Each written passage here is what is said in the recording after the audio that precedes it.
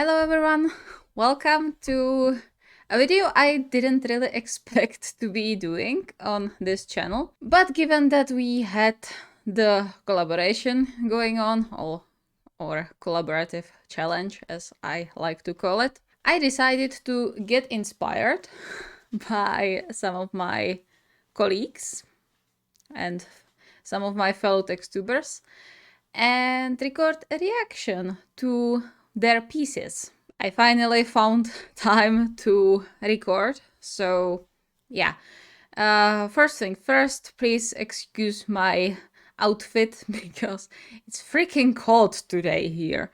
Like, we had 15 degrees Celsius just 2 days ago, and today is like 3. So I am cold as heck. Also, please excuse that it's dark or slightly darker here because, yeah, it's raining outside. So, it's January and it's raining. Horrible. That out of the way, last thing I wanted to talk about before jumping right into the reaction is that there will be first of the arts and crafts live streams on Friday. I think I put it on 8 p.m. and of the Central Europe time. I think it is +2 at this point. Something like that. Yeah, so you can find it when you put the name of the channel into the search bar on YouTube. It will jump at you. So if you are interested in that, we will be, or I will be, I will be doing glass painting of some Haikyuu boys. I have one prepared, already shaded, so that's just going to be the bigger parts painting. And then I might start a new one, or I will already prepare the line work and then I will just do the details. So if you are interested in that, I will be glad to see you there. And that's everything I wanted to talk about, and let's go. So we will be starting with Rai's piece of Lev Yaku, because you know me, I have soft spot for YakuLev or Lev Yaku, so of course I'm starting with this. Enjoy! So, Winter Mishaps by Rai. Let's go. Street. The white-haired Russian was the first to awake from his slumber with the bright sun shining through their thin, white curtains. The couple kept on that way because it was like having a permanent alarm clock without the noise, since they couldn't stay asleep with the light for very long. Yeah, me. It was a 50-50 chance regarding whoever woke up first. What a perfect start to the day, seeing the dirty blonde curled up to the teller's side. Aw. He studied everything there was to study about the sleeping figure next to him. His soft but sloppy bedhead, the dusting of freckles barely visible, his long lashes. He was too adorable for the Russian to handle. Yaku? By the way, can we agree He that lightly shook the smoller in an attempt to Lev wake would him, be yet Yaku completely just hid underneath the infatuated blankets, by snuggling Yaku? into Lev's chest. This so wasn't fair. They had plans today, and as much as he would love to squeeze tightly to the smoller and stay in bed all day, that was not a comfort for today. Yaku-san, please wake up. He knew that would work. After they had gotten serious about their relationship, Yaku had practically banned him from calling him Yaku-san since there was too much formalities involved. I mean, He wanted the giant to be comfortable. After no response, Love looked down at the smaller, confused. He was met with a hazel glare peering up at him. The sight nearly gave him a heart attack. Don't call me that, he said with his voice still half asleep and raspy, and pinching the teller's chest. Oh, Yaku-san. He shut his lips before he could finish, realizing what he was about to say. I love this. Okay, that was just habit. No, I'm sorry, Mori. The smaller flushed. Even though they agreed not to add son, it was still rare that the giant would use his given name. It sent chills up Lev's spine. He wrapped his arms tightly around the smeller, swinging him onto his chest. You're so adorable, Mori. Like, can you He imagine? lost the willpower to argue, from a mixture of embarrassment and So the fact he just adorable. woke up. Lev chuckled. It's okay. He stood up, throwing the blanket back over the former Libero, and placed a soft kiss on his forehead. Get a little bit more rest. I'll come wake you when I finish breakfast. He walked out before Yaku could stop him. Okay, this is just me smiling about my headcanons. Lingering on his cheeks, and he pulled the blanket over his head, rolling around the bed. He couldn't believe this. They had been together for 5 years now, and known each other for even longer. So how could the Russians still make him feel this way? But that's the He heard point. his lover calling from downstairs, saying that breakfast was done. Already? Did he just spend the last 20 minutes having a gay panic? Yes. Yes, he did. He jumped out of bed and ran down the stairs. Yeah, of course.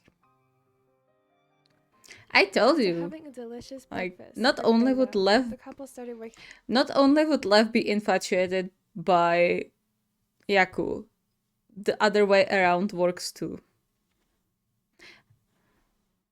on their crazy long list of things to do. So Lev's older sister, Elisa, and her girlfriend, Miwa, were coming back home for the holidays, so this means that Kageyama and Hinata would be coming over. That additionally means that Hinata's family is coming over as well. Oh, jeez. I'm not sure how, but their house became the meetup for all families. Yeah, that's our Christmas While as Yaku well. started deep cleaning the kitchen, Lev stepped outside feeling the cool, Very crisp annoying, air by the hit way. his skin. He wanted to take the advantage to the Harikon winter and began putting up the lights on his house. First one. Well, in all honesty, he really should have done this before the snow decided to fall, because now the roof would be extra slick. We could just blame that on procrastination. Same. By the time he got up on top of the roof, Yaku had moved on to cleaning the living room, so he was right below Lev. Lev took in a deep breath of the cold air, making his nose sting, but embraced the opacity, feeling comfort from the sun to get him by. Second. Okay, so I decided to include the words, like actually include. Later. That is, until the trouble duo, Kageyama and Hinata, drag him back outside to go sledding. Third. It was an annual thing that he could never get out of. It was only by some miracle that there were no hospital visits last year. Jeez, it's going to be a long weekend. He mumbled to himself, which he tends to do. Sorry for pausing, by the way. Fun fact, I was sledding just once and I almost hit a wall. So that's about it. Quite often before grabbing a string of lights, seeing it tingled beyond measure. Every year's struggle. I probably should have untangled these before coming up here. Indeed. With a sense of urgency and laziness, he never went down, and that was until the unfortunate accident. Lev unknowingly stepped on icy patch on the roof and lost his footing trying to catch himself on the slanted roof. His back hit the roof, hard. But it didn't stop there. Gravity took him tumbling down the side of the house, some shingles cutting him in the process. Being the first one that heard it all firsthand by the sounds above him, Yaku dropped the broom he was holding and ran outside like his own life depended on it. Lev! He turned the corner and saw Lev on the ground, covering in snow.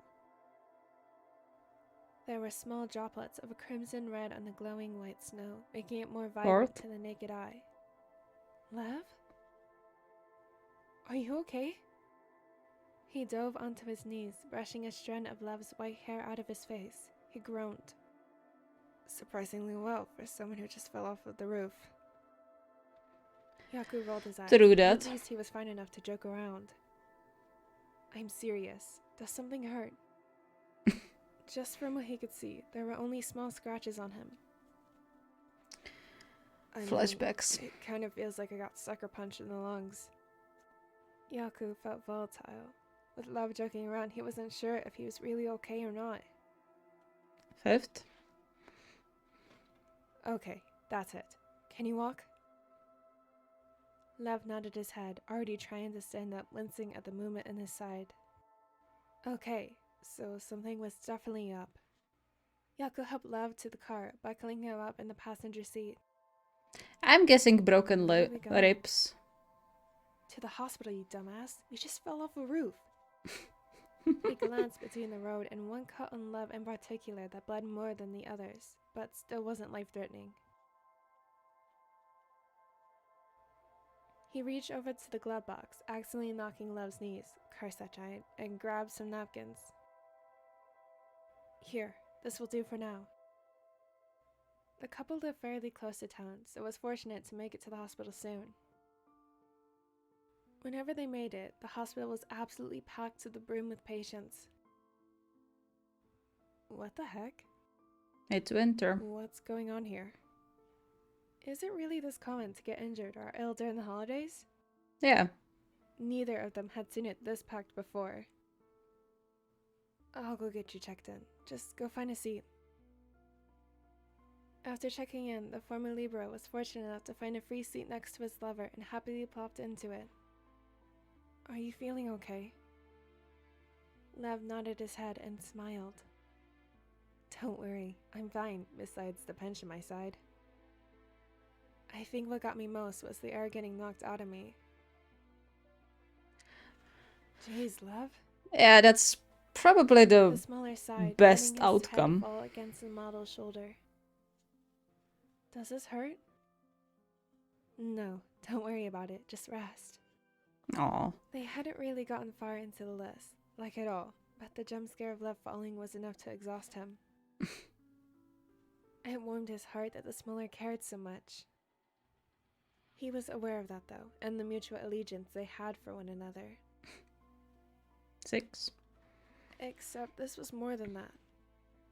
They were lovers and find ways to make anything work. Their first test was the untimely age gap when their relationship originated when Yaku was leaving for college. It was a hard time and they both suffered many hardships together, but it was all worth it in the end. They could make anything work. He couldn't help but think of their past.